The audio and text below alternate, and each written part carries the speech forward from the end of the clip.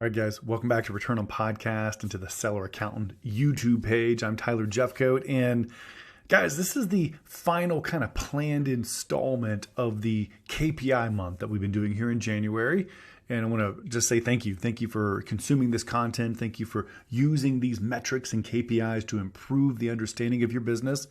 In the first week, we talked about PAG, the post-advertising gross profit, the true gross profit of your products and of your portfolio. You can't run an e-commerce business successfully without understanding what your PAG is. If you haven't watched that video, go back and check it out or listen to that episode. The second KPI that we really unpacked here was called CAL, C-A-L. You want a low CAL diet, right? We were talking about how important it is to have a low cost of goods sold plus advertising load. So cogs plus ads load, C-A-L, CAL, is a measure of how powerful our brand is. I gave you some really concrete examples and some thoughts on how you might, take effect on that if you are having issues with your CAL. Go back and watch that video. And now today, as is the case with any series, we've got to dive into the deep end of the pool when it comes to CFO work and managing profitability and understanding our catalog the way the best 7, 8, 9-figure brands out there are managing it. So we're going to talk about a concept that's my pet. I've been talking about this for years. It's called return on working capital. I want to use a couple of illustrations to try to help you kind of internalize and understand the concept of return on working capital. Then I'm going to walk you through, for those of you who are watching YouTube, I'm going to give you a couple of screenshots to show you how this works practically. And then I'm going to share a resource with you that you can, if you want to geek out on understanding the theory behind this more, I'm going to give you a resource for that. So let's dive right in. It's time to maximize profitability and cash flow.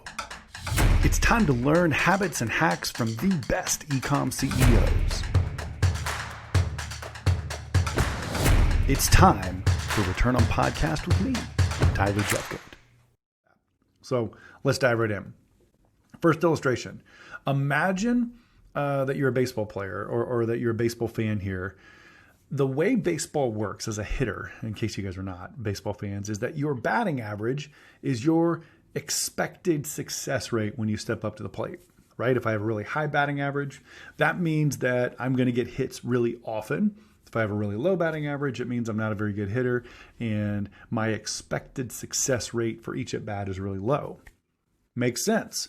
So if I have a batter with a average, but I can get him 10 at bats, I still am going to eventually have a success. Tyler's going to strike out. Tyler's going to hit a ground ball out. Tyler's going to get out. He's going to get out. He's going to get out. But eventually, if I can give that crappy hitter, Tyler, enough at bats, he will finally get a hit because his batting average isn't zero. He has some success rate.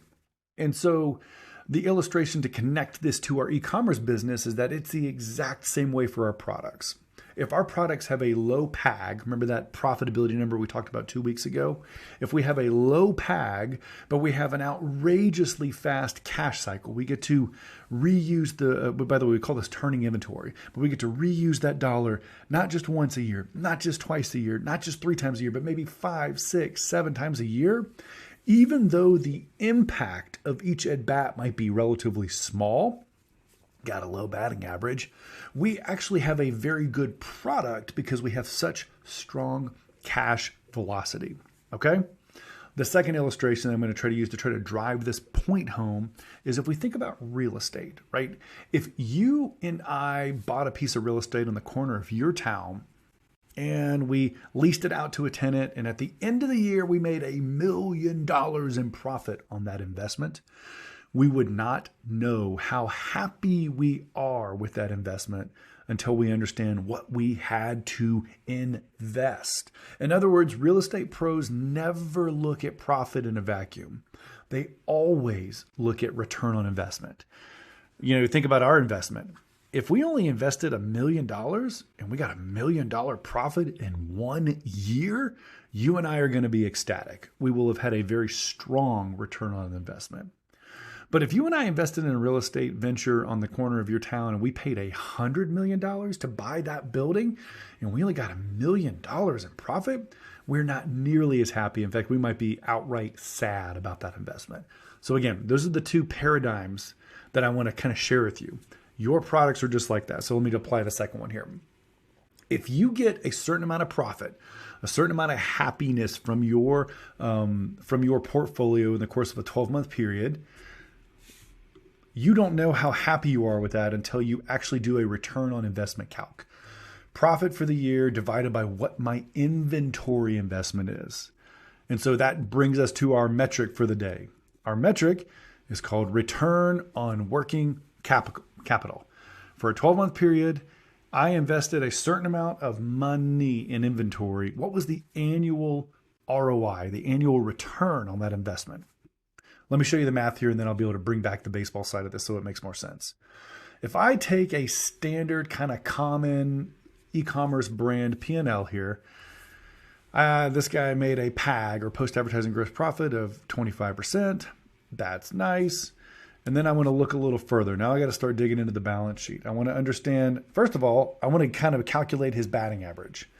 If I take profit, sorry, I don't have a video for return on inventory investment this time. I have an old one. But if I take my profit divided by the cogs to generate that exact profit, I can calculate my batting average, which was how successful was I on this turn of the inventory. I invested it into my supplier. I got the inventory and I got my cash back when I finally sold it. How happy am I this at bat? Batting average for the example on the screen here is an 83% return on inventory investment. Pretty good. That's not bad. But now I should compare that return on inventory investment to how many turns of inventory I had per year. So again, I'm going to start with the baseball because, by the way, the algebra works two different ways. So I'm kind of sharing this concept with you two ways so that you can choose which math problem you want to do. If I know my batting average, which is return on inventory investment, and I can multiply that times the number of at-bats I get per year, that means how many times I turn my inventory per year, that gives me a metric called return on working capital. In the example on the screen, he had an annual return on capital of 4.1. So the algebra could be batting average times turns. The same algebra could occur if I just take total profit for the 12 months divided by the amount of cash I have tied up in inventory. Guess what? It's algebra. It works out the same way. That still yields the same 4.17 return on capital. And if you're not watching this, like if you're listening to this on the podcast, don't worry about the exact numbers. Just know there are two algebraic formulas that give you the same result. And that same result answers the question, how happy was I with the investments I made last month or last year? What's really important about this, guys, is that you are equally likely to be able to improve your business if you improve your profitability or if you improve your cash velocity. Now, I want to say that again. This is really, really important. This is the point of this. This metric shouldn't have to exist except for this point right here. If my product has a certain profit margin, let's say the PAG is 20%, I could improve my happiness by getting that profit number from 20% up to 25%. That would be great. I would be happy. Maybe I have a lower ad budget, or I raise my prices, or Amazon gives me a break on fees, which they never do, right? There are lots of things I can do to make my batting average better, improve that profitability. But I may also be happier if I just accelerate how quickly I turn my units. Here's a real practical downside to this. I don't want you guys to sit on 3 or 4 years of inventory. I don't want you to sit on 2 years of inventory, because that cash is tied up in that investment for so long that your annual return on that investment is going to be garbage. It is not going to be very good. And so if you look at your business and you're like, well, my profitability is decent, but my return on working capital, Tyler, is garbage. Why is it garbage? Oh, I have really, really low inventory turns. I'm only turning my cash once a year. Then if I were you, I would respectfully dust off your passport, fly to your suppliers if they're in China, or if they're in the States here, go to your suppliers here in the States, have dinner, spend time, drink sake, kiss babies, invest in those relationships, because you need to fix your cash cycle. I want to have lower MOQ so I don't have to order as much. I want to delay when I have to pay for those orders so that I get to keep my precious money longer.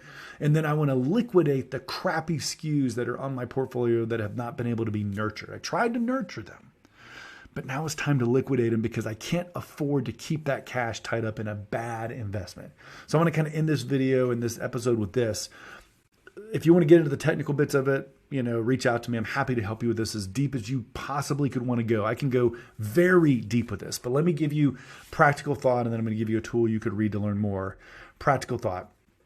If I want to get happier, I could either improve my profitability or I could improve the speed with which cash flows through my business.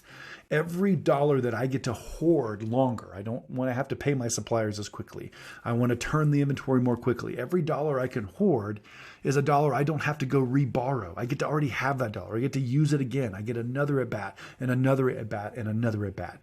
Just know that I can improve my business with both of those. So that's the one thing I want you to grab. If you want to learn more about the theory behind this, there was a famous economist about 20 years ago.